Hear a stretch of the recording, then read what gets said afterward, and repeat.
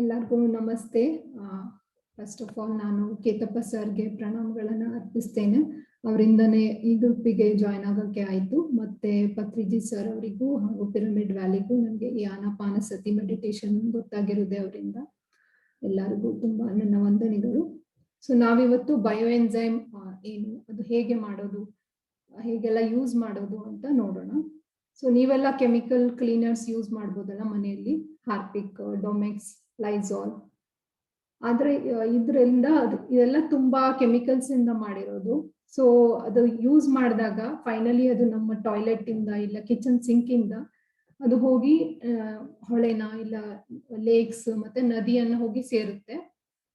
ಅಲ್ಲಿ ಹೋಗಿ ಅದು ಅಲ್ಲಿದು ಕಂಪ್ಲೀಟ್ ಆ ವಾಟರ್ ಬಾಡಿನ ಪೊಲ್ಯೂಷನ್ ಮಾಡೋದಲ್ದೆ ಅಲ್ಲಿರೋ ಅಕ್ವಾಟಿಕ್ ಲೈಫ್ ಅನ್ನು ಅದು ಕಂಪ್ಲೀಟ್ ಆಗಿ ಹಾಳು ಮಾಡುತ್ತೆ.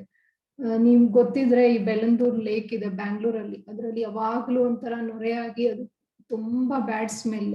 ಅದೆಲ್ಲ actually not just the industrial waste, even ಮನೆಗಳಿಂದ ಬರ್ತಾ ಇರೋ ಈ chemical cleaners is also one of the reasons. So ಇದಕ್ಕೆ ಒಂದು ಬೆಸ್ಟ್ ಆಲ್ಟರ್ನೇಟಿವ್ ಅಂದ್ರೆ ಬಯೋ ಎನ್ಸೈಮ್.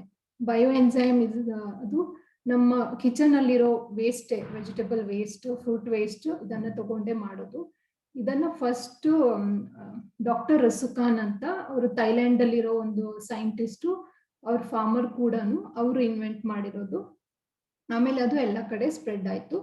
ಅವರು ತಮ್ಮ ಫಾರ್ಮಿಂಗಿಗೆ ಸ್ಟಾರ್ಟ್ ಮಾಡಿದ್ದು, ಆಮೇಲೆ ಎಲ್ಲರೂ ಕಿಚನ್ ಅಲ್ಲಿ ತಮ್ಮ ಹೌಸ್ ಹೋಲ್ಡ್ ಯೂಸರ್ಸ್ಗೆ ಅದು ಸ್ಟಾರ್ಟ್ ಮಾಡಿದ್ರು.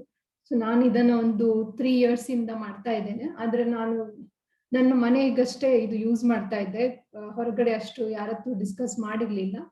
ಸೊ ಇದು ಈ ಫೋರಮ್ ಅಲ್ಲಿ ನಾವು ನಮ್ಮ ಮೇನ್ ಇಂಟೆನ್ಷನ್ ವಸುಂಧರಾ ಮಾತೆಗೆ ಸೇವೆ ಸಲ್ಲಿಸೋದು. ಸೊ ಅದನ್ನ ಹೇಗೆ ನಾವು ಎಲ್ಲರಿಗೂ ಇದು ಈ ಒಂದು ಅವೇರ್ನೆಸ್ ಕೊಡ್ಬೇಕು ಅಂತ ಇದೊಂದು ಅಟೆಂಪ್ಟ್. ಸೊ ನಾನೀಗ ಇವತ್ತು ತೋರಿಸ್ತೀನಿ ನಿಮ್ಗೆ ಹೆಂಗೆ ಬಯೋ ಎನ್ಸೈಮ್ ಮಾಡೋದು ಅಂತ. ನಿಮ್ಗೆ ಕಾಣ್ತಾ ಇದೆಯೋ ಇಲ್ಲ ಅಂತ ಹೇಳಿ. ಯಾರಾದ್ರೂ ಒಬ್ರು, ಪೂರ್ಣಿಮಾ ಮ್ಯಾಮ್ ಕಾಣಿಸ್ತಾ ಇದೆಯಾ? ಕಾಣಿಸ್ತಾ ಇದೆ. ಸೊ ಇಲ್ಲಿ ನಾನು ನಿಮ್ಮನ್ನು ಮ್ಯೂಟ್ ಮಾಡ್ತೀನಿ. ಇದು 1 ಕಪ್ ಜಾಗ್ರಿ, ಇದನ್ನ ಬೆಲ್ಲ, ಇದನ್ನ ಪೌಡರ್ ಮಾಡಿಟ್ಕೊಂಡಿದ್ದೀನಿ. ಮತ್ತೆ ನನ್ನ ಹತ್ರ ಇಲ್ಲಿ 3 ಕಪ್ಸ್ ಪೀಲ್ ಇದೆ. ನಾನು ಇವತ್ತು ಸ್ವಲ್ಪ ಬನಾನಾ ಪೀಲ್ ಮತ್ತೆ ಪಪಾಯ ಪೀಸಸ್ ಅದನ್ನ ತಗೊಂಡಿದ್ದೀನಿ, ಅದು ವೇಸ್ಟ್ ಆಗಿರೋದು. ಈ 3 ಕಪ್ಸ್ ಇದೆ. ಸೊ ಮಾಡೋದು ತುಂಬಾ ಸಿಂಪಲ್. ಸೊ ಒಂದು ಪ್ಲಾಸ್ಟಿಕ್ ಕಂಟೈನರ್ ಬೇಕು, ಇದು ಏರ್ ಟೈಟ್ ಇರಬೇಕು ಲಿಡ್.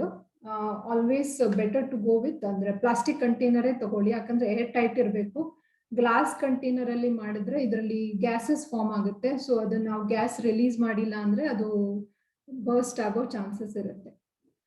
ಮತ್ತೆ ಯಾವಾಗ್ಲೂ ಈ ವೈಡ್ ಮೌತ್ ಬಾಟಲ್ ತಗೊಳ್ಳೋದು ಬೆಟರ್, ಯಾಕಂದ್ರೆ ಈ ಪೆಪ್ಸಿ, ಕೋಕಾ-ಕೋಲಾ ಬಾಟಲ್ ಆಲ್ಸೋ ಬರುತ್ತೆ, ಇದು ಏರ್ ಟೈಟ್ ಪ್ಲಾಸ್ಟಿಕ್ ಕಂಟೈನರ್. ಅದರದ್ದು ಮೌತ್ ತುಂಬಾ ನ್ಯಾರೋ ಇರೋದ್ರಿಂದ ತುಂಬಾ ಗ್ಯಾಸ್ ಫಾರ್ಮ್ ಆಗಿ ನಾವು ಅದು ಗ್ಯಾಸ್ ರಿಲೀಸ್ ಮಾಡೋದು ಸ್ವಲ್ಪ ಮಿಸ್ ಆಯ್ತು ಅಂದ್ರೆ ಅದು ಫುಲ್ ಎಕ್ಸ್ಪ್ಲೋಡ್ ಆಗ್ಬಿಡುತ್ತೆ.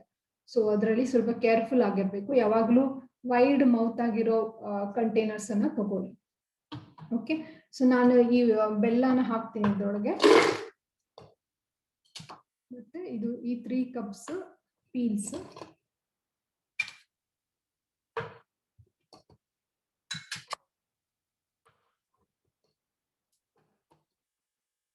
ಸೊ ಇದೇ ಕಪ್ ಮೆಜರ್ಮೆಂಟ್ ಅಲ್ಲಿ ನಮ್ಗೆ 10 ಕಪ್ ವಾಟರ್ ಬೇಕಾಗುತ್ತೆ.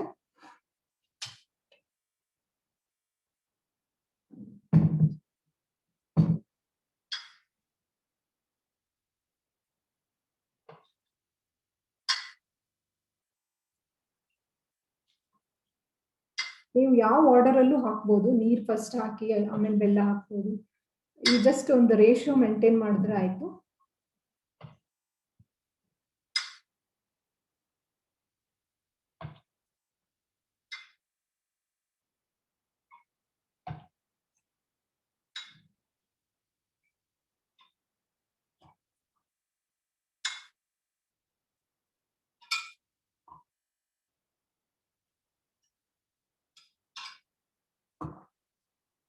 ಹಾಕಿದ್ದೀನಿ ಅಂತ ಅನ್ಕೊಂತೀನಿ. ಈಗ 10 ಕಪ್ಸ್ ವಾಟರ್ ಹಾಕಾಯ್ತು. ಸೊ ಇದನ್ನ ಚೆನ್ನಾಗಿ ಮಿಕ್ಸ್ ಮಾಡಿಬಿಡಿ. ಮಿಕ್ಸ್ ಮಾಡಿ ಇದನ್ನ ಜಸ್ಟ್ ಕ್ಲೋಸ್ ಮಾಡೋದು. ಈ ಕಂಟೈನರ್ ಸ್ವಲ್ಪ ಸ್ಮಾಲ್ ಆಗಿದೆ, ಆದ್ರೆ ಯಾವಾಗ್ಲೂ ಒಂದು ಪರ್ಸನ್ ಅಂದ್ರೆ ಇಷ್ಟು ಸ್ವಲ್ಪ ಪೋರ್ಷನ್ ಖಾಲಿ ಬಿಡಬೇಕು, ಯಾಕಂದ್ರೆ ಗ್ಯಾಸ್ ಫಾರ್ಮ್ ಆಗಿ ಅದು ರಿಲೀಸ್ ಆಗ್ಲಿಕ್ಕೆ ಜಾಗ ಬೇಕು. ಲಿಡ್ ಫುಲ್ ಲಿಡ್ ವರೆಗೆ ತುಂಬಿಸಬಾರ್ದು. ಇದನ್ನ ಏರ್ ಟೈಟ್ ಮಾಡಿ ಕ್ಲೋಸ್ ಮಾಡಿ. ಸೊ ಇದು ಒಂದ್ಸಲ ಮಾಡಿದ್ಮೇಲೆ ಇನ್ನು 30 ಡೇಸ್ಗೆ ಇದರಿಂದ ತುಂಬಾ ಇದ್ರದ್ದು ಫರ್ಮೆಂಟೇಶನ್ ಪ್ರಾಸೆಸ್ ಸ್ಟಾರ್ಟ್ ಆಗುತ್ತೆ. ಸೊ ಅದು ಫರ್ಮೆಂಟೇಶನ್ ಹೇಗಾಗುತ್ತೆ ಅಂದ್ರೆ ಈ ಈ ಎನ್ವೈರನ್ಮೆಂಟ್ ಎಲ್ಲ ಬ್ಯಾಕ್ಟೀರಿಯಾಸ್ ಮೈಕ್ರೋಬ್ಸ್ ಇದೆ ಅಲ್ಲ, ಸೊ ಈ ಪೀಲ್ಸ್ ಅಲ್ಲೂ ಅದೇ ಇರುತ್ತೆ. ಸೊ ಅದು ನಾವು ಈ ಜಾಗರಿಯನ್ನ ಹಾಕಿದಾಗ ಆ ಮೈಕ್ರೋಬ್ಸ್ ಆ ಜಾಗರಿಯನ್ನ ತಗೊಂಡು ಅದು ಎನ್ಸೈಮ್ಸ್ ರಿಲೀಸ್ ಮಾಡುತ್ತೆ. ಆ ಎನ್ಸೈಮ್ಸ್ ಇಂದಾನೆ ಫರ್ಮೆಂಟೇಶನ್ ಪ್ರಾಸೆಸ್ ಆಗಿ ಇದೊಂದು ವಿನೆಗರ್ ಟೈಪ್ ಕನ್ವರ್ಟ್ ಆಗುತ್ತೆ. ಸೊ ಈ ಪ್ರಾಸೆಸ್ ಅಲ್ಲಿ ಫಸ್ಟ್ 30 ಡೇಸ್ ತುಂಬಾ ಗ್ಯಾಸಸ್ ರಿಲೀಸ್ ಆಗುತ್ತೆ. ಅದಕ್ಕೆ ನೀವು ಡೈಲಿ ಒಂದ್ಸಲ ಹೀಗೆ ಲಿಡ್ ಓಪನ್ ಮಾಡಿ ಆ ಗ್ಯಾಸ್ ರಿಲೀಸ್ ಮಾಡಿ ಕ್ಲೋಸ್ ಮಾಡಬೇಕು. ಸೊ ಈ ಕ್ಲೋಸ್ ಮಾಡಿ ನೀವು ಎಲ್ಲಿ ಬೇಕಾದ್ರೆ ಇಡ್ಬೋದು, ಕಿಚನ್ ಕೌಂಟರ್ ಅಲ್ಲಿ, ಇಲ್ಲ ಯುಟಿಲಿಟಿ ಏರಿಯಾದಲ್ಲಿ, ಬಾಲ್ಕನಿಯಲ್ಲಿ, ಎಲ್ಲಿ ಬೇಕಾದ್ರೂ ಇಡಿ. ಆದ್ರೆ ಡೈರೆಕ್ಟ್ ಸನ್ಲೈಟ್ಗೆ ಎಕ್ಸ್ಪೋಸ್ ಮಾಡೋದು ಬೇಡ. ಡೈರೆಕ್ಟ್ ಸನ್ಲೈಟ್ ಎಕ್ಸ್ಪೋಸ್ ಮಾಡಿದ್ರೆ ತೊಂದರೆ ಏನು ಅಂದ್ರೆ ಅದು ಫಾಸ್ಟ್ ಆಗಿ ಅದು ಪ್ರಾಸೆಸ್ ಆಗುತ್ತೆ, ಮತ್ತೆ ಒಂಥರ ಅದು ಫರ್ಮೆಂಟೇಶನ್ ಫಾಸ್ಟ್ ಆಗೋದ್ರಿಂದ ಅದು ಒಂಥರ ಸ್ಮೆಲ್ ಇದು ಬಯೋ ಎನ್ಸೈಮ್ ಸ್ವಲ್ಪ ಬಿಯರ್ ಟೈಪ್ ಆಗುತ್ತೆ. ಸೊ ಅದಕ್ಕೆ ಯಾವಾಗ್ಲೂ ಒಳಗಡೆ ಇಟ್ಟು ಮಾಡೋದು ಬೆಟರ್. ಸೊ ಇದೊಂದು ಸಿಂಪಲ್ ಪ್ರಾಸೆಸ್. ಸೊ ಇದು ಒಂದ್ಸಲ ಮಾಡಿದ್ಮೇಲೆ ನೀವು 90 ಡೇಸ್ ಅಲ್ಲಿ ನಿಮ್ಗೆ ಇದು ರೆಡಿ ಆಗುತ್ತೆ. ಅದು ಕೆಲವರು ಹೇಳ್ತಾರೆ ಅಂದ್ರೆ ಫಾಸ್ಟ್ ಪ್ರಾಸೆಸ್ ಮಾಡೋಕೆ ಈಸ್ಟ್ ಎಲ್ಲ ಹಾಕಿ ಅಂತ, but better to avoid yeast. ಯಾಕಂದ್ರೆ ಈಸ್ಟ್ ಹಾಕಿದ್ರೆ ಅದರಿಂದ ಮೀಥೇನ್ ಗ್ಯಾಸಸ್ ಎಮಿಟ್ ಆಗುತ್ತೆ. ಅದು ಒಂದು ಗ್ರೀನ್ ಹೌಸ್ ಗ್ಯಾಸ್. ಸೊ ಅದು ಎನ್ವೈರನ್ಮೆಂಟ್ಗೆ ಒಳ್ಳೇದಲ್ಲ. So better to wait for 90 days.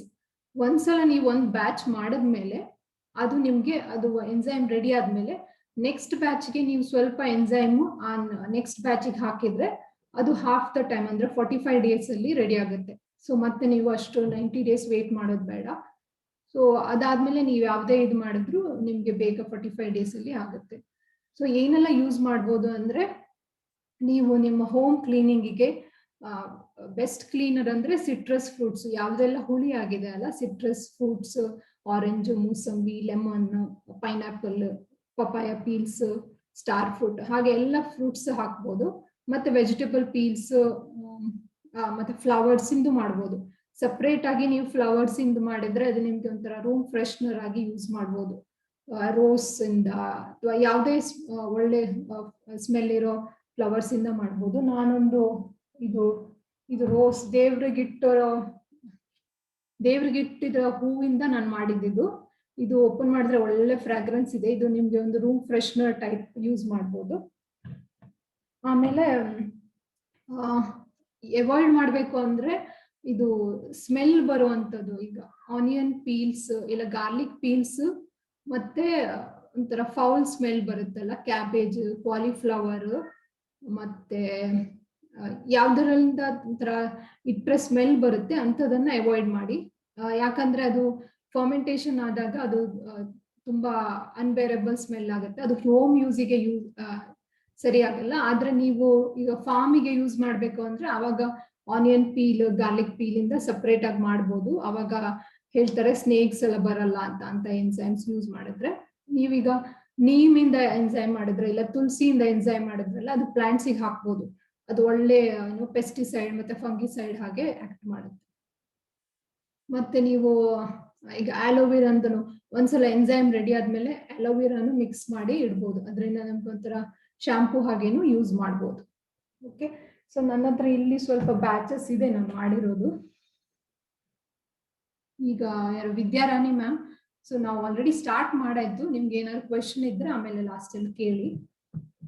So ಇದು ನಾನು ಮಾಡಿ ಒಂದು 3 months ಮೇಲೆ ಆಯ್ತು. ಎಲ್ಲ ಪೀಲ್ಸು ಕೆಳಗಡೆ ಸೆಟ್ಲ್ ಆಗಿದೆ. ಸ್ವಲ್ಪ ಮೇಲೆ ಇದೆ, ಅದು ಬಿಕಾಸ್ ನಾನು ಸ್ವಲ್ಪ ಪೀಲ್ಸ್ ಪ್ರಾಸೆಸ್ ಸ್ಟಾರ್ಟ್ ಆದ್ಮೇಲೆ ನನ್ನ ಹತ್ರ ಎಕ್ಸ್ಟ್ರಾ ಇದ್ದಿದ್ದು ಹಾಕಿದ್ದೆ, ಅದು ಅಷ್ಟು ಆಗಿಲ್ಲ. But that's not a problem. ನಮ್ಗೆ ಇದು ಇನ್ನು ನಾನು ಹೋಗಿ ಫಿಲ್ಟರ್ ಮಾಡಿ ಯೂಸ್ ಮಾಡಬಹುದು.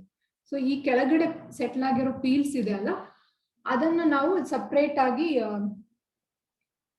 ಗ್ರೈಂಡ್ ಮಾಡಿ ಮಿಕ್ಸಿಯಲ್ಲಿ ಗ್ರೈಂಡ್ ಮಾಡಿ ಇಟ್ರೆ ನಿಮ್ಗೆ ಅದು ಏನೇ ಕ್ಲೀನಿಂಗಿಗೆ, ಈಗ ನೀವು ಪಾತ್ರ ವಾಶ್ ಮಾಡಬೇಕು, ಇಲ್ಲ ನಿಮ್ ಚಿಮ್ನಿಯಲ್ಲಿ ತುಂಬಾ ಗ್ರೀಸಿ ಆಗಿರುತ್ತಲ್ಲ, ಅದೆಲ್ಲ ಕ್ಲೀನ್ ಮಾಡಕ್ಕೆ ತುಂಬಾ ಈಸಿ ಆಗುತ್ತೆ.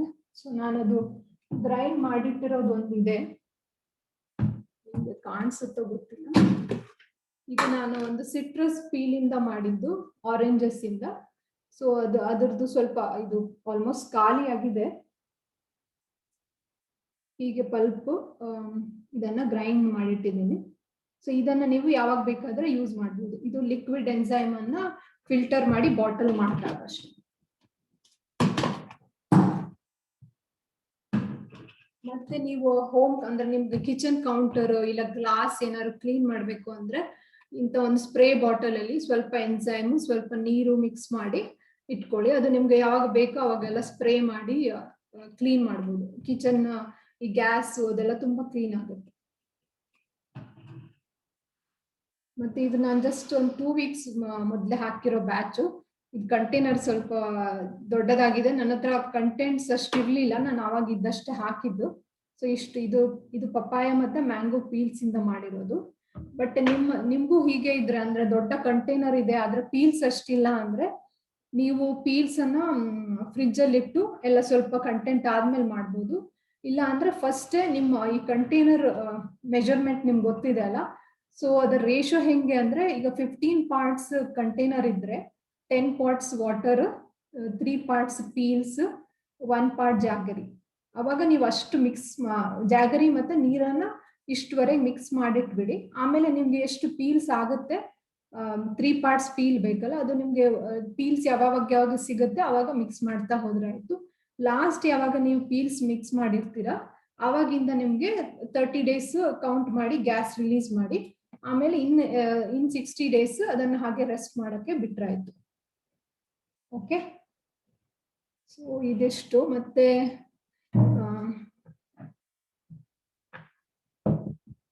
ಇದು ಈಗ ಓಕೆ, ಈ ಒಂದ್ಸಲ ಎನ್ಸೈಮ್ ರೆಡಿ ಆದ್ಮೇಲೆ, ಈಗ ಈ ಎನ್ಸೈಮೇ ರೆಡಿ ಆಗಿದೆ. ನಮ್ಗೆ ಇನ್ ಕೇಸ್ ನಮ್ಗೆ ಇದು ಕೆಲವರು ಕೇಳ್ತಾ ಇದ್ರು ಇದು ಹೇಗೆ ಬಟ್ಟೆ ತೊಳೆಯೋಕೆಲ್ಲ ಯೂಸ್ ಮಾಡೋದು ಅಂತ.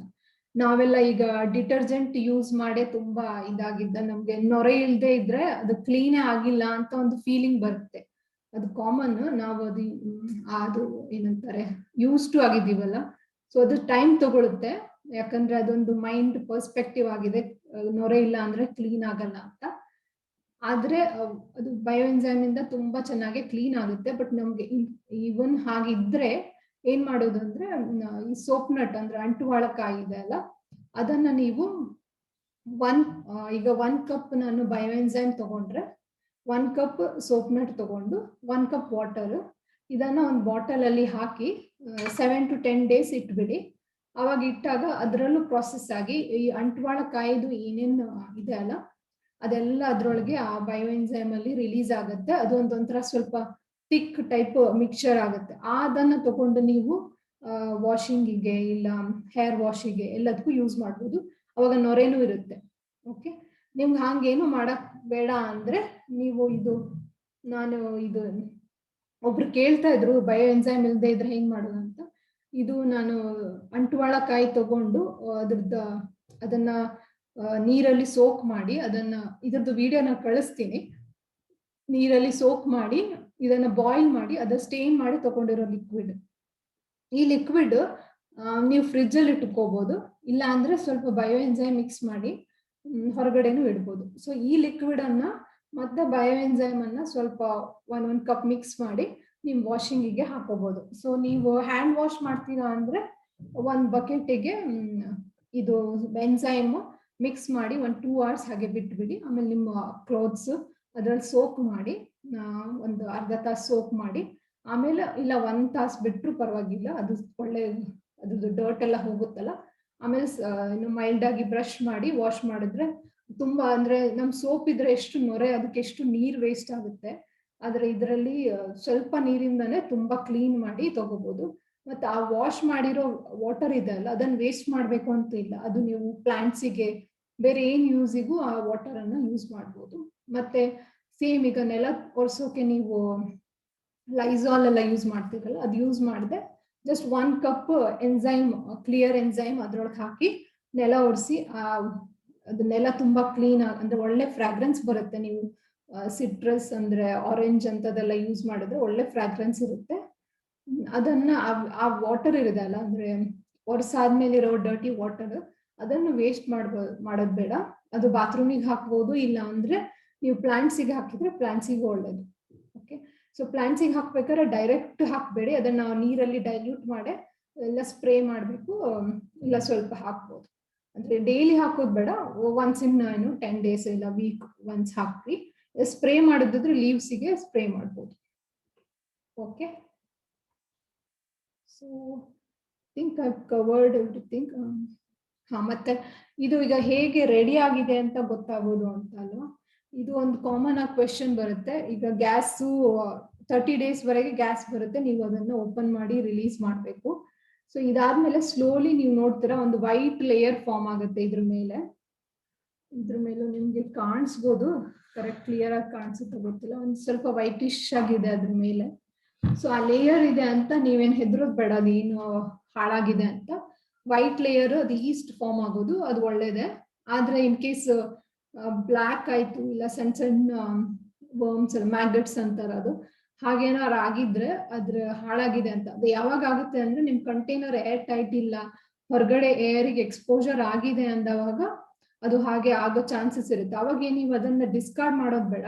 ನೀವೆಷ್ಟು ಕಪ್ ಮೊದಲೇ ಜಾಗ್ರಿ ತಗೊಂಡಿದ್ರಲ್ಲ, ಆ ಸೇಮ್ ಪ್ರಪೋರ್ಷನ್ ಜಾಗ್ರಿ ಮತ್ತೆ ಅದ್ರಲ್ಲಿ ಹಾಕಿ ಹಾಗೆ ಮುಚ್ಚಿಟ್ಬಿಡಿ.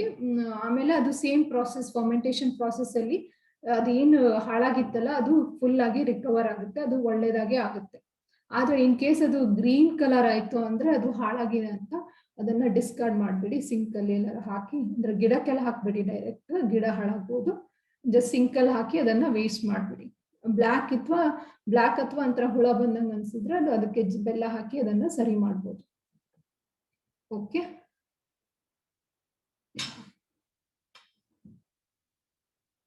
ಮತ್ತೆ ಇದು ಮತ್ತೊಂದು ಅದರ್ ಯೂಸಸ್ ಅಂದ್ರೆ ಮನೇಲಿರೋ ಏನೇ ಸರ್ಫೇಸ್, ಈಗ ನಿಮ್ಗೆ ಗ್ಲಾಸ್ ಕ್ಲೀನ್ ಮಾಡ್ಬೇಕು, ಇಲ್ಲ ಮಿರರ್ ಕ್ಲೀನ್ ಮಾಡ್ಬೇಕು, ಮತ್ತೆ ಇದು ನೀವು ದೇವ್ರಿಗೆ ಇಡ್ತೀರಲ್ಲ ಪಾತ್ರೆಗಳು, ಅದು ಕಾಪರ್ ಇಂದು ಅಂತಗಳನ್ನು ಚೆನ್ನಾಗಿ ಕ್ಲೀನ್ ಮಾಡ್ಬೋದು. ಮತ್ತೆ ಕಾರ್ ವಾಶಿಗೆ ಅದೆಲ್ಲ ಯೂಸ್ ಮಾಡ್ಬೋದು. ಮತ್ತೆ ಕೆಲವೊಬ್ರು ಮನೆಯಲ್ಲಿ ಪೆಟ್ಸ್ ಇರುತ್ತೆ, ಸೊ ಪೆಟ್ಸಿಗೆ ಒಂಥರ ತುರಿಸ್ಕೊಳ್ತಾ ಇರ್ತೀವಲ್ಲ, ಅದಕ್ಕೆಲ್ಲ ಈ ಎನ್ಸೈಮ್ ಇಂದ ವಾಶ್ ಮಾಡಿದ್ರೆ ತುಂಬಾ ಅವರಿಗೆ ರಿಲೀಫ್ ಇರುತ್ತೆ. ಸೊ ಅದು ಏನು ಕೆಮಿಕಲ್ ಫ್ರೀ ಆಗಿ ಅವರನ್ನೆಲ್ಲ ಕ್ಲೀನ್ ಮಾಡ್ಬೋದು. ಮತ್ತೆ ಈಗ ಇನ್ ಕೇಸ್ ನೀವು ಬಲ್ಕ್ ಕ್ವಾಂಟಿಟಿ ಅಂದ್ರೆ ಇದೆಲ್ಲ ಹೋಮ್ ಪರ್ಪಸ್ಗೆ ನೀವು ಸ್ವಲ್ಪ ಸ್ವಲ್ಪ ಮಾಡ್ಬೋದು, ಡಿಫ್ರೆಂಟ್ ಟೈಪ್ ಪೀಲ್ಸ್ ತಗೊಂಡು. ಆದ್ರೆ ನೀವು ತುಂಬಾ ಅಂದ್ರೆ ಈಗ ಮನೆಯಲ್ಲೇ ತುಂಬಾ ಯೂಸೇಜ್ ಇರುತ್ತಲ್ವಾ, ಎಲ್ಲದಕ್ಕೂ ನೀವು ಯೂಸ್ ಮಾಡ್ತೀರಿ ಅಂದ್ರೆ ಕ್ಲೋತ್ಸಿಗೆ, ಪಾತ್ರೆಗೆ, ಮತ್ತೆ ಕ್ಲೀನಿಂಗಿಗೆ ನಿಮ್ಗೆ ಸ್ವಲ್ಪ ಕ್ವಾಂಟಿಟಿ ಜಾಸ್ತಿ ಬೇಕಾಗುತ್ತೆ. ಅವಾಗ ದೊಡ್ಡ ದೊಡ್ಡ ಡ್ರಮ್ಸ್ ಸಿಗುತ್ತಲ್ಲ, ತುಂಬಾ ಲೀಟರ್ಸ್ ಇರೋ ಡ್ರಮ್ಸ್ ಅಲ್ಲಿ ನೀವು ಅಷ್ಟು ಪೀಲ್ಸ್ ಅಂದ್ರೆ ಬೈ ಮಾಡಿ ಮಾಡ್ಬೇಕು ಅಂತನೂ ಇಲ್ಲ. ಕೆಲವೊಂದು ಜ್ಯೂಸ್ ಶಾಪ್ಸಿಗೆಲ್ಲ ಹೋದ್ರೆ ನಿಮ್ಗೆ ಅವರೆಷ್ಟು ಫ್ರೂಟ್ ವೇಸ್ಟ್ ಮಾಡಿರ್ತಾರಲ್ಲ, ಅದನ್ನ ತಗೊಂಡ್ಬಂದು ನೀವು ದೊಡ್ಡ ಡ್ರಮ್ ಅಲ್ಲಿ ಆ ಪ್ರಪೋರ್ಷನ್ ನೋಡಿ ಅಷ್ಟು ಬೆಲ್ಲ ನೀರ್ ಮಿಕ್ಸ್ ಮಾಡಿಟ್ರೆ, ಮತ್ತೆ ಡ್ರಮ್ ಆಗಿದ್ರೆ ಸ್ವಲ್ಪ ಏರ್ ಟೈಟ್ ಪ್ರಾಬ್ಲಮ್ ಇದ್ರೆ ಒಂದು ದೊಡ್ಡ ಹೆವಿ ಇರೋ ಏನಾದ್ರು ತಗೊಂಡು ಆ ಮುಚ್ಚಳದ ಮೇಲೆ ಇಟ್ಬಿಡಿ, ಅವಾಗ ಅದು ಫುಲ್ ಏರ್ ಟೈಟ್ ಆಗಿರುತ್ತೆ. ಸೇಮ್ ಪ್ರಾಸೆಸ್ ಎವ್ರಿ ಡೇ ಅದ್ರ ಗ್ಯಾಸ್ ರಿಲೀಸ್ ಮಾಡಬೇಕು. ಆಮೇಲೆ 30 days ಆದ್ಮೇಲೆ 2 months ಹಾಗೆ ಅಂದ್ರೆ ಟಚ್ ಮಾಡದೆ ಬಿಟ್ಬಿಡಿ. ಸೊ ಅದು ಅವಾಗನು ಎನ್ಸೈಮ್ ರಿಲೀಸ್ ಆಗುತ್ತೆ. ನಿಮ್ಗೆ ಬೇಕಾದಷ್ಟು ಕ್ಲಿಯರ್ ಎನ್ಸೈಮ್ ತಗೊಂಡು ಯೂಸ್ ಮಾಡ್ಬೋದು. ಮತ್ತೆ ಎನ್ವೈರನ್ಮೆಂಟ್ ವೈಸ್ ನೋಡ್ಬೇಕು ಅಂದ್ರೆ ಈ ಲೇಕ್ಸ್, ಏನೇ ವಾಟರ್ ಬಾಡೀಸ್ ಒಂಥರ ಡರ್ಟಿ ಆಗಿದ್ರೆ ಅದನ್ನ ಕ್ಲೀನ್ ಮಾಡ್ಬೋದು. ಅವಾಗ ಈಗ ಲಾರ್ಜ್ ಕ್ವಾಂಟಿಟೀಸ್ ಅಲ್ಲಿ ಮಾಡಿದ್ರೆ ನಿಮ್ಗೆ ಹೀಗೆ ಒಂದ್ಸ ಎನ್ಸೈಮ್ ರೆಡಿ ಆದ್ಮೇಲೆ ಅದಕ್ಕೆ ಹಾಕಿದ್ರೆ ತುಂಬಾ ಕ್ಲೀನ್ ಆಗುತ್ತೆ, ಅಲ್ಲಿದು ಅಕ್ವಾಟಿಕ್ ಲೈಫ್ ಎಲ್ಲ ಮತ್ತೆ ಹೊಸದಾಗಿ ಸ್ಟಾರ್ಟ್ ಆಗುತ್ತೆ. ಸೊ ಅದು ವಾಟರ್ ಬಾಡೀಸ್ ಅನ್ನ ಪ್ಯೂರಿಫೈ ಮಾಡೋದು ಒಂದು ಬೆಸ್ಟ್ ಸೋರ್ಸ್ ಅನ್ಬೋದು ಇದು ಬಯೋ ಎನ್ಸೈಮ್. ಸೊ ಎಲ್ಲರೂ ಮಾಡಿ ನೋಡಿ. ನಮ್ಗೀಗ ನಾವು ಕ್ವೆಶನ್ಸ್ ತಗೊಳ್ಳೋಣ. ಯಾರಿಗಾರು ಕ್ವೆಶನ್ಸ್ ಇದೆಯಾ?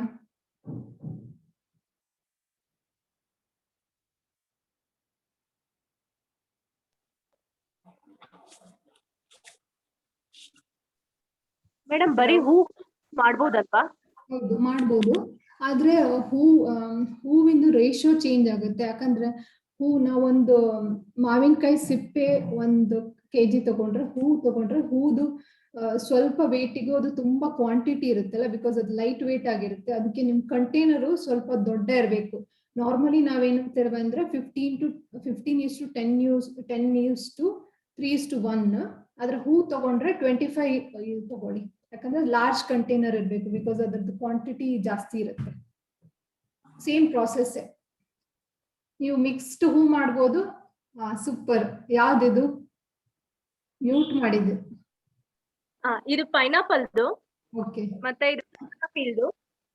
ಮತ್ತೆ ಇದನ್ನ ಅಕ್ಕಿ ಬಾಳೆಹಣ್ಣಿನ ಸಿಪ್ಪೆಯಿಂದ ಮಾಡಿದ್ದೇನೆ ಇದು. ಆಮೇಲೆ ಕೆಂಪಕ್ಕಿ ಮಾಡಿದ್ದೀನಿ, ಅದರಿಂದ ನಾವು ನೋಡೋಣ ಅಂತ. ಯಾವ್ದಾವ್ದು? ಕೆಂಪಕ್ಕಿ ತೊಳಿತೀವಲ್ಲ, ಅಕ್ಕಿ ತೊಳೆದಿರೋ ನೀರು. ಓಕೆ. ಅದ್ರಲ್ಲಿ ಸ್ವಲ್ಪ ನೀವು ಇದು ಲೆಮನ್ ಪೀಲ್ಸ್ ಹಾಕಿದ್ರೆ ಒಳ್ಳೆ ಫ್ರಾಗ್ರೆನ್ಸ್ ಬರುತ್ತೆ. ಹಾಕಿದ್ದೇನೆ. ಇಲ್ಲಿ ನಮ್ಮನೆ ಕೆರೆ ಇದೆ, ಈಗಾಗ್ಲೇ ನಾನು ಒಂದು 3 ಬಾಟ್ಲಿ ಹಾಕಿದೀನಿ ಅದಕ್ಕೆ. ಕೆರೆ ಜೀವಾಮೃತ ಇದೆಲ್ಲ. ಸೊ ಇದು ಎಲ್ಲ ಉಪಯೋಗಿಸ್ತೀವಿ. Okay okay, super. Already start ಮಾಡಿ, ಒಳ್ಳೇದು. ಮತ್ತೆ ನಮ್ಗೆ ಈಗ ಶಾಂಪೂಗೆ ನಾವು ಸೋಪ್ ನಟ್ಸ್ ಯೂಸ್ ಮಾಡ್ತೀವಲ್ಲ, ಅದ್ರ ಜೊತೆಗೆ ಅಲೋವೆರಾನು ಮಿಕ್ಸ್ ಮಾಡಿ ಹಾಕ್ಬೋದು. ಅವಾಗ ಅದು ಒಳ್ಳೆ ಒಂಥರ ಕಂಡೀಷನರ್ ಆಗು ಬರುತ್ತೆ. ಮತ್ತೆ ನಮ್ಗೆ ಈ ಶಾಂಪೂ ನಮ್ಗೆ ಯಾವಾಗ್ಲೂ ಒಂಥರ ಥಿಕ್ ಆಗಿ ಫೋಮ್ ಆಗಿರುತ್ತಲ್ಲ, ನಮ್ಗೆ ಇದು ಸ್ವಲ್ಪ ಲಿಕ್ವಿಡ್ ಆಗಿರುತ್ತೆ. ಅದೇ ಫೀಲಿಂಗ್ ಬೇಕು ಅಂದ್ರೆ ಇದು ಅಂಟಿರುತ್ತಲ್ಲ, ನಾವು ಉಂಡೆ ಮಾಡಕ್ಕೆಲ್ಲ ಯೂಸ್ ಮಾಡ್ತೀವಿ ಅಂಟು, ಅದಕ್ಕೆ ಬಾದಾಮ್ ಪಿಸಿನ್ ಅಂತ ಅಂತಾರೆ. ಅದನ್ನ ಸ್ವಲ್ಪ ನೀರಲ್ಲಿ ನೆನ್ಸಿಟ್ಟು ಅದನ್ನ ಮಿಕ್ಸಿಯಲ್ಲಿ ಅರೆದ್ರೆ ಇದ್ರ ಜೊತೆ ಮಿಕ್ಸ್ ಮಾಡಿದ್ರೆ ಒಳ್ಳೆ ಅಂದ್ರೆ ಶಾಂಪೂ ಟೈಪೇ ಫೀಲಿಂಗ್ ಆಗುತ್ತೆ. ಅದೊಂಥರ ಟೆಕ್ಸ್ಚರು ಶಾಂಪೂ ಫೀಲಿಂಗ್ ಇರುತ್ತೆ. ಸೊ ನೀವು ಹಾಗೇನು ಯೂಸ್ ಮಾಡ್ಬೋದು. ಇಲ್ಲ ಇದು ಡೈರೆಕ್ಟ್ ಇದನ್ನ ಸೋಪ್ ನಟ್ಟು ಯೂಸ್ ಮಾಡ್ಬೋದು, ತುಂಬಾ ಕ್ಲೀನ್ ಆಗುತ್ತೆ. ಆ ರೀಟಾ ಜೊತೆಗೆ ಶಿಕಾಕಾಯಿ ಮತ್ತೆ ಈ ಒಣಗಿದ್ದು ನೆಲ್ಲಿಕಾಯಿ ಹಾಕಿದ್ರೆ ಒಳ್ಳೆ ಇದು ಬರುತ್ತೆ, ತುಂಬಾ ಒಳ್ಳೆದಾಗಿ ಕ್ಲೀನ್ ಆಗುತ್ತೆ. ಓಕೆ. ಇದು ಬಕೆಟ್ ನಲ್ಲಿ ಹಾಕಿಟ್ರೆ ಫಂಗಸ್ ಫಾರ್ಮ್ ಆಗಲ್ವಾ? ಇಲ್ಲ ಮ್ಯಾಮ್, ಏರ್ ಟೈಟ್ ಆಗಿರ್ಬೇಕು, ಲಿಡ್ ಕ್ಲೋಸ್ ಮಾಡ್ಬೇಕು. ನಾನು ಒಂದ್ಸಲ ಮಾಡಿದೆ, ಅದು ಗಿಡಕ್ಲಿಗೆ ಹಾಕಕ್ಕೆ NPK ಇದು ನೀವು ಸ್ಟೋರ್ ಮಾಡಿ ಇಟ್ಕೊಳ್ಳಿ ಅಂತ ಹೇಳಿದ್ರು. ಈ ರೀತಿ ಮಾಡ್ಬೋದು, ಇದೇ ರೀತಿ ಮಾಡಿದ್ದೆ ನಾನು. ಆದ್ರೆ ಮೇಲೆಲ್ಲ ಫಂಗಸ್ ಫಾರ್ಮ್ ಆಗ್ಬಿಟ್ಟು. ಯಾವ ಕಲರ್? ವೈಟಾ? ಯಾವ ಕಲರ್ ಇತ್ತು? ವೈಟ್ ಕಲರ್ ಲೇಯರ್ ಇತ್ತ ಮೇಲೆ? ಹಾ, ವೈಟ್ ಕಲರ್ ಬಂತದು. ವೈಟ್ ಕಲರ್ ಪರವಾಗಿಲ್ಲ ಮ್ಯಾಮ್, ಅದು ಆಕ್ಚುಲಿ ಈಸ್ಟ್, ಅದೇನು ತೊಂದರೆ ಇಲ್ಲ. ಅದನ್ನ ಗಿಡಗಳಿಗೆ ಪೆಸ್ಟಿಸೈಡ್ ಆಗಿ ಯೂಸ್ ಮಾಡಬಹುದು. ಹಾಗೆ ಮತ್ತೆ NPK ಹಾಕೋದ್ರಿಂದ ಅದು ಗಿಡಗಳಿಗೆ ಅದು ಬೇಕಾಗತ್ತಲ್ಲ. ಹೌದು ಹೌದು. ಅದಕ್ಕೆ ಮಾಡ್ತಾ ಇದ್ದೆ ನಾನು. ನನ್ನ ಸಾಮಾನ್ಯ ಮನೆಯಲ್ಲಿ ನನ್ನ ಕಿಚನ್ ವೇಸ್ಟ್ ಯಾವ್ದನ್ನು ನಾನು ಹೊರಗಡೆ ಕೊಡಲ್ಲ. ಅದನ್ನ ಇದ್ರ ಮೇಲೆ ಒಂದು ವೈಟ್ ಲೇಯರ್ ಸಣ್ಣದಾಗಿ ನಿಮ್ಗೆ ಕಾಣಿಸುತ್ತೆ, ಸರಿಯಾಗಿ ಕಾಣಿಸುತ್ತೆ. ಅದು ಓಕೆ, ಅದೇನ್ ತೊಂದರೆ ಇಲ್ಲ ಮ್ಯಾಮ್. ವೈಟ್ ಲೇಯರ್ ಅದು ಆಕ್ಚುಲಿ ಈಸ್ಟ್ ಫಾರ್ಮ್ ಆಗೋದು, ಅದು ಓಕೆ, ಅದೇನ್ ತೊಂದರೆ ಇಲ್ಲ. ಆದ್ರೆ ಗ್ರೀನ್ ಕಲರ್ ಎಲ್ಲ ಆದ್ರೆ ಅದು ಹಾಳಾಗಿದೆ ಅಂತ ಅವಾಗ ಡಿಸ್ಕಾರ್ಡ್ ಮಾಡಿ. ವೈಟ್ ಆದ್ರೆ ತೊಂದರೆ ಏನಿಲ್ಲ, ಅದನ್ನ ಮತ್ತೆ ನೀವು ಮಿಕ್ಸ್ ಮಾಡಿದ್ರೆ. ದಿನ ಅದನ್ನ ಒಂದ್ಸಲ ಸ್ಟಿರ್ ಮಾಡ್ತಾ ಇರ್ಬೇಕಾ? ಡೈಲಿ ನೀವು ಗ್ಯಾಸ್ ರಿಲೀಸ್ ಮಾಡ್ತೀರಲ್ಲ, ಅವಾಗ ಬೇಕಾದ್ರೆ ಸ್ಟಿರ್ ಮಾಡಿ, ಇಲ್ಲ ಅಂದ್ರೆ ಸ್ವಲ್ಪ ಶೇಕ್ ಮಾಡಿದ್ರೆ ಸಾಕು.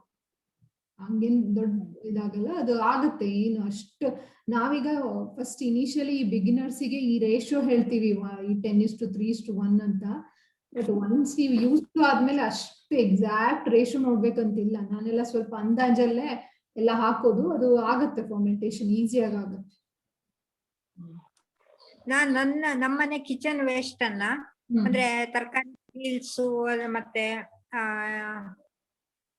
ಹಣ್ಣಿಂದು ಅದೆಲ್ಲದನ್ನು ಮಿಕ್ಸಿಲಿ ಹಾಕಿ ಗ್ರೈಂಡ್ ಮಾಡಿ ಅದನ್ನ ಒಂದ್ಸಲ ಸ್ಟೋರ್ ಮಾಡಿ ನೋಡಿದೆ. ಅದು ಸಹ ಅದೇ ರೀತಿ ಮೇಲ್ಗಡೆ ಫಂಗಸ್, ಬ್ಲಾಕ್ ಫಂಗಸ್ ಬಂದ್ಬಿಡುತ್ತೆ. ಏನಾಗುತ್ತೆ ಮ್ಯಾಮ್, ನೀವು ಅದು ಅಷ್ಟೇ ಅರ್ದಿರಲ್ಲ, ಅದು ಇರೋ ಬ್ಯಾಕ್ಟೀರಿಯಾಗೆ ಅದಕ್ಕೆ ತಿನ್ನೋಕೆ ಏನಾದ್ರು ಬೇಕಲ್ವಾ? ನೀವು ಬೆಲ್ಲ ಹಾಕದೆ, ಅದಕ್ಕೆ ಬೆಲ್ಲ ಅಂದ್ರೆ ಶುಗರ್ ಅದು. ಸೊ ಅದು ತಿಂದಾಗ ಅದು ಎನ್ಸೈಮ್ ರಿಲೀಸ್ ಮಾಡಿ ಫರ್ಮೆಂಟೇಶನ್ ಪ್ರಾಸೆಸ್ ಆಗುತ್ತೆ. ನೀವು ಅಂತ ಬೆಲ್ಲ ಹಾಕದೇ ಇದ್ರೆ ಅದು ಅವಾಗ ಕೆಟ್ಟ ಬ್ಯಾಕ್ಟೀರಿಯಾನ ಅದ್ರ ಜೊತೆ ಮಿಕ್ಸ್ ಆಗಿ ಅದು ಪ್ರಾಸೆಸ್ ಫರ್ಮೆಂಟೇಶನ್ ಸರಿಯಾಗಿ ಆಗಲ್ಲ. ಅವಾಗನೇ ಈ ಪ್ರಾಬ್ಲಮ್ ಬರೋದು. ನೀವು ಅರ್ಧ ಅದ್ರ ಜೊತೆಗೆ ಬೆಲ್ಲ ಮತ್ತೆ ನೀರ್ ಮಿಕ್ಸ್ ಮಾಡಿ ಅವಾಗ ಏನು ಹಾಳಾಗಲ್ಲ. ಮತ್ತೆ ಅದನ್ನ ಫ್ರಿಡ್ಜ್ ಅಲ್ಲಿ ಇಡ್ಬೇಕಾ ಲಿಕ್ವಿಡ್ ಅನ್ನ ಕಲೆಕ್ಟ್ ಮಾಡಿ? ಇಲ್ಲ, ಫ್ರಿಡ್ಜ್ ಅಲ್ಲಿ ಇಡೋದ್ ಬೇಡ, ಅದು ಆಕ್ಚುಲಿ ಏನು ಆಗಲ್ಲ. ನೀವು ಕರೆಕ್ಟ್ ಮಾಡಿ ಆ ಲಿಕ್ವಿಡ್ ಒಂದ್ಸಲ ಫಿಲ್ಟರ್ ಮಾಡಾದ್ಮೇಲೆ ನೀವು ಏರ್ ಟೈಟ್ ಈ ಲಿಕ್ವಿಡ್ ಅನ್ನ ನಾನು ಸ್ಟ್ರೈನ್ ಮಾಡಿ ಅದನ್ನ ಬಾಟಲ್ ಅಲ್ಲಿ ಹಾಕಿದ್ಮೇಲೆ ಅದನ್ನ ನೀವು ಜಸ್ಟ್ ಒಂದು ಏರ್ ಟೈಟ್ ಬಾಟಲ್ ಅಲ್ಲಿ ಹಾಕ್ಬಿಡಿ, ಹೀಗ್ ಬಾಟಲ್ ಅಲ್ಲಿ ಇಲ್ಲ ಪ್ಲಾಸ್ಟಿಕ್ ಬಾಟಲ್ ಅಲ್ಲಿ ಹೊರಗಡೆ ಇಟ್ರೆ ಅದು ಏನಾಗಲ್ಲ, ವರ್ಷಗಟ್ಲೆ ಏನಾಗಲ್ಲ. ನಾವು ಮತ್ತೆ ಅದು ಸಾಲಿಡ್ ಹೇಳಿ ಸಾಲಿಡ್ ಪೋರ್ಷನ್ ಇರುತ್ತಲ್ಲ ಲಿಕ್ವಿಡ್ ತೆಗೆದ್ಮೇಲೆ ಹಾ ಅದನ್ನ ನೀವು ಅದನ್ನ ಇದು ಅದನ್ನ ತೋರಿಸಿದೆ ಅಲ್ಲ ಮ್ಯಾಮ್, ಇದು ನಾನು ಆಕ್ಚುಲಿ ಪಲ್ಪ್ ಅನ್ನ ಮಿಕ್ಸಿಯಲ್ಲಿ ಹಾಕಿ ಗ್ರೈಂಡ್ ಮಾಡಿರೋದು. ಸೊ ಅದನ್ನ ಹಾಗೆ ಇಟ್ಟಿದ್ದೀನಿ, ಅದು ಏನಾಗಲ್ಲ ನಿಮ್ಗೆ. ಹಾಗಂದ್ರೆ ಅದು ಏನ್ ಆಗ್ತಾ ಇದೆ ಅಂದ್ರೆ ಅದು ಮುಳುಗೋ ಅಷ್ಟು ನೀವು ಕ್ಲಿಯರ್ ಎನ್ಸೈಮ್ ಅನ್ನ ಹಾಕ್ಬಿಡಿ, ಅವಾಗ ಅದು ನೀಟಾಗಿರುತ್ತೆ, ಏನಾಗಲ್ಲ. ನೀವು ಬೇಕಾದಾಗ ಅದನ್ನ ನಾನು ಒಂದು ಸ್ಪೂನ್ ಹಾಕಿಟ್ಟಿದ್ದೀನಿ, ಬೇಕಾದಾಗ ಅದನ್ನ ತೆಗೆದು ಯೂಸ್ ಮಾಡ್ಬೋದು. ಅದು ಪುಷ್ಟಿ ಬರಲ್ಲ ಅದನ್ನ ಮಾಡಿಟ್ರೆ?